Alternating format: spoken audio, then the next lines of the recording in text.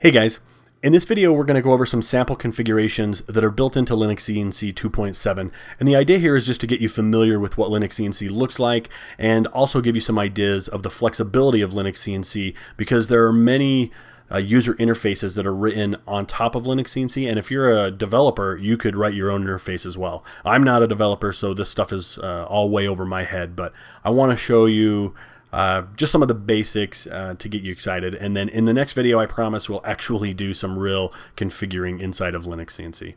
So the first thing I want to point out is, in my previous video I mentioned this home directory, and inside of that is the LinuxCNC directory, and this is where your configurations are going to be installed.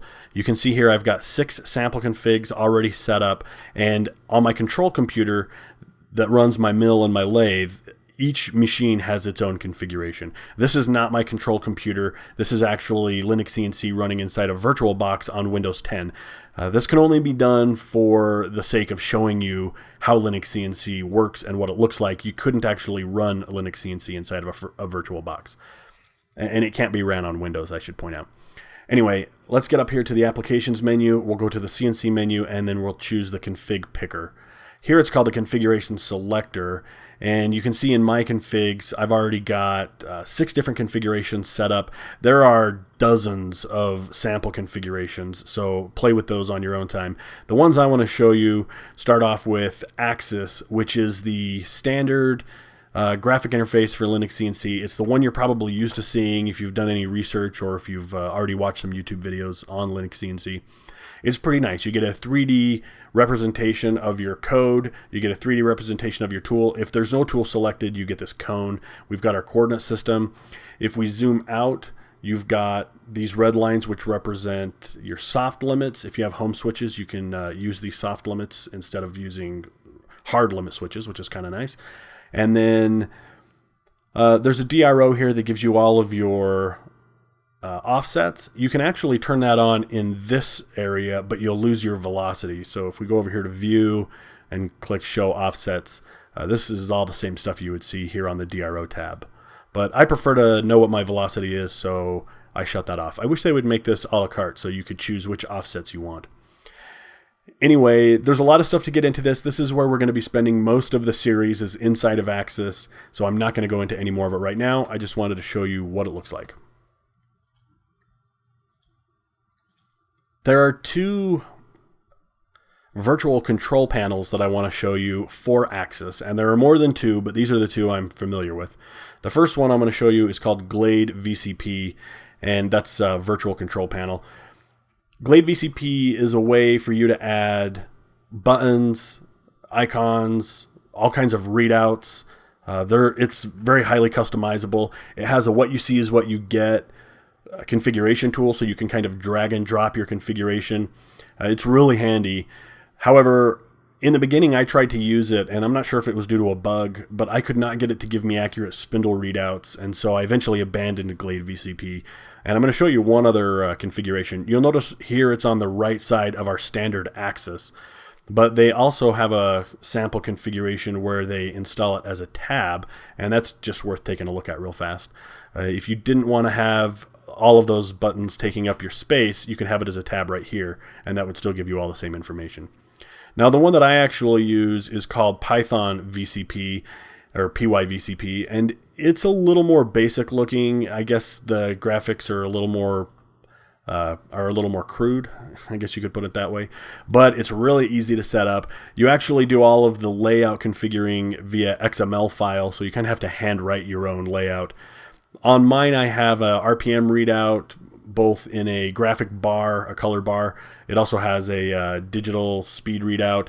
There's a bunch of information on for my Hanyang VFD that is actually populated inside of the control panel. It's pretty nice. So if we do any VCP at all, it'll be Python VCP. I might show you Glade VCP, but I don't think we'll do any really serious stuff in there. So that's everything I'm going to show you for Axis.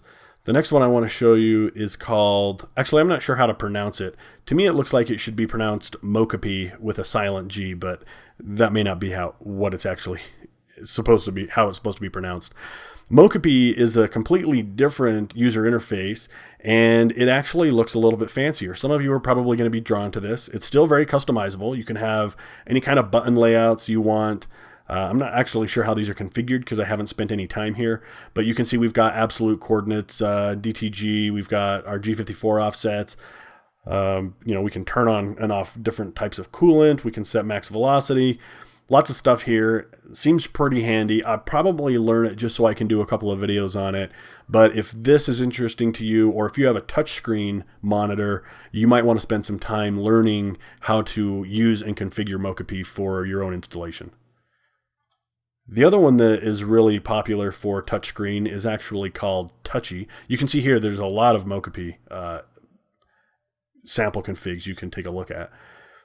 Touchy, at least in this sample, doesn't have a 3D representation of your program. I'm not sure why, but you can see large buttons. I'm sure this is all completely customizable. Great for touch screens. That is all I'm going to show you. Oops. The last one I'm going to point out is the weirdest one, in my opinion.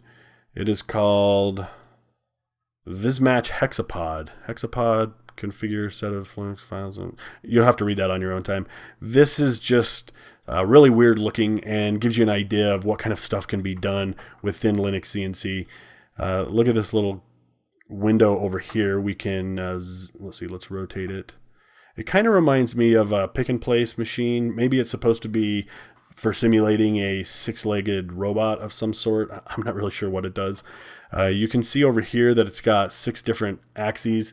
If we turn up the acceleration and stuff, and then I use the keyboard arrows and the page up and page down, you can see I can actually make some of these elements move. If you're watching over there, there's one of them. And you can see the acceleration is really, really low. Let's see, where's another one? There's one. I don't know. I don't know what this is for. I just wanted to show you that there's a lot of possibilities within LinuxCNC. So if you're a developer, I urge you to jump on board and start writing cool applications and drivers for those of us who are too stupid to do it. And we're going to wrap this one up. Thanks for watching, guys. Subscribe to my channel if you haven't. I'll see you in the next video.